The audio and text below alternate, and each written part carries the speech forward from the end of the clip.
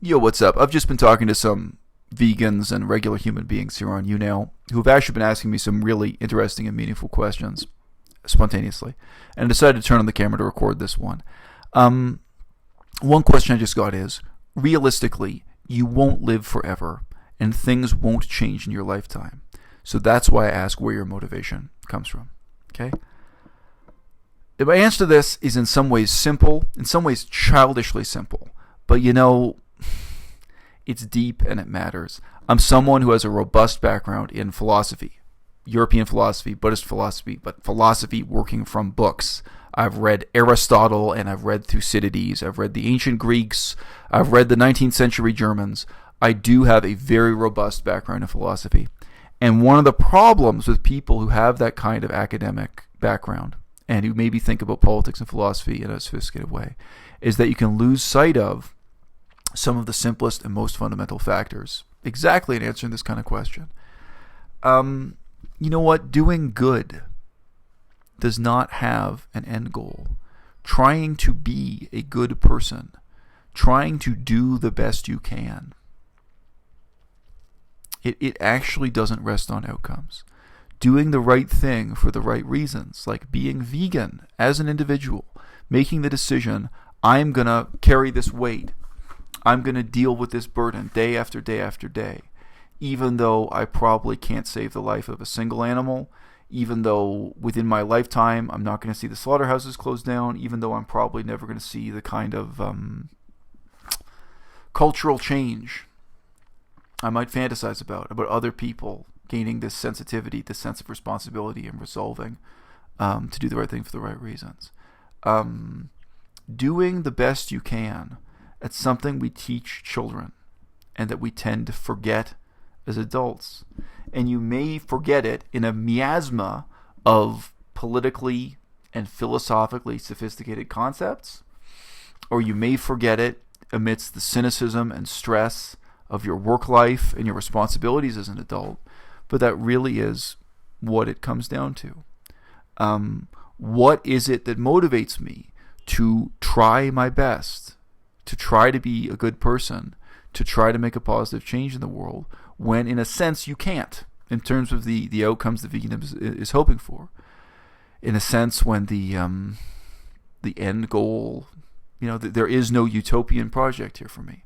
Why do the best you can? You get into a cycle.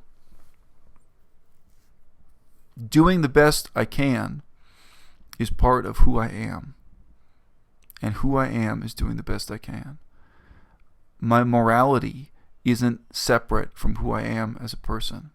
On the contrary, you make those decisions, and the decisions become you, and you become the product of your decisions. And over time, I'm not going to front, there are negative aspects to that as well as positive aspects. I had an anecdote I've told before about when I was in Germany, and I had to buy medicine. I was sick. I was seriously ill. And the medicine I should have taken had honey as an ingredient. As a minor ingredient, there was honey added for flavoring. And spontaneously in the moment, without thinking about it, I just reacted as if this person asked me to slit the throat of a cow. You know what I mean? What do you think I am? I can't possibly take this medicine. Now, as everyone knows, in terms of the definition of veganism, you're supposed to do what's reasonable and practicable. And medicine it's a standard exception. If the only medicine you can take, if there's no alternative at the pharmacy, has honey in it, you should take that medicine. You should. It wasn't rational. It wasn't a decision I made. It was part of who I was. It was a instinctive reaction at that point, right? And 10 minutes later, I walked out of the shop, and I was reflecting on it, thinking, man, I got to get this under control. Just, who you are and what you're trying to do, there's a cycle there. And it can be an upward cycle and it can be a downward cycle. And I think it's kind of both. I think, and this is one of the things I liked about Buddhism. I'm not a Buddhist now, but I'm an ex-Buddhist. I used to be a member of the Buddhist religion. One of the things I liked about Buddhism was that it fundamentally was built on a tragical view of morality, right? Like, if you ask the question, in Buddhism, does Buddhism support the death penalty? or not. It's not a question of support. In Buddhism, the death penalty is seen as completely inevitable.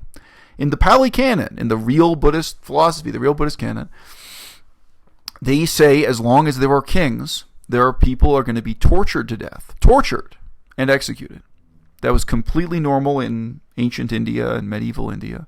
And that was how they regarded the cycle of suffering in this world. If you have kings, you have torture and you have execution, period.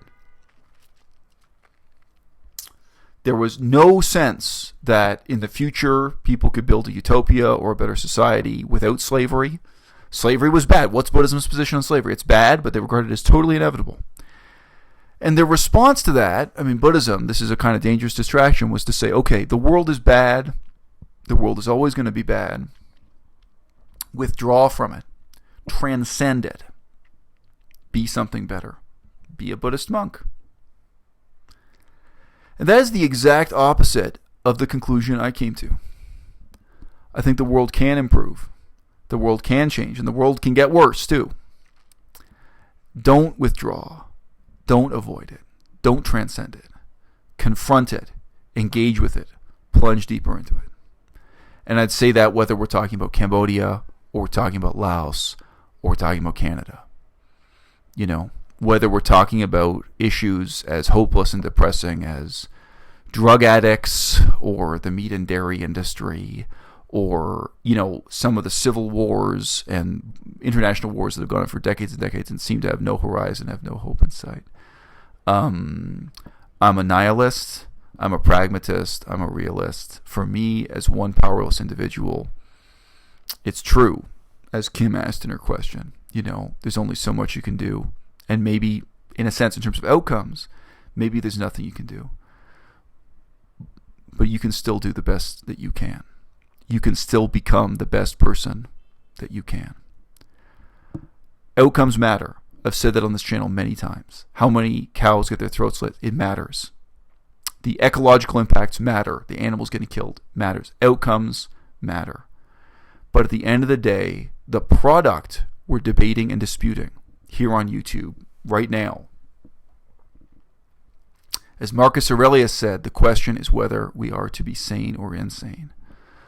The product is not a box on the shelf. The product is you.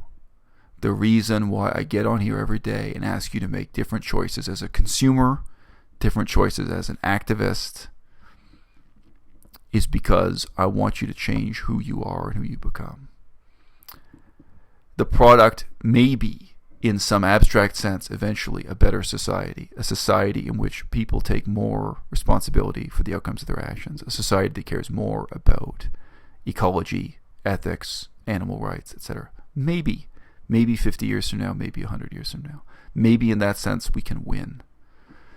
But here and now, today and tomorrow, for all the tomorrows to come, the product is you.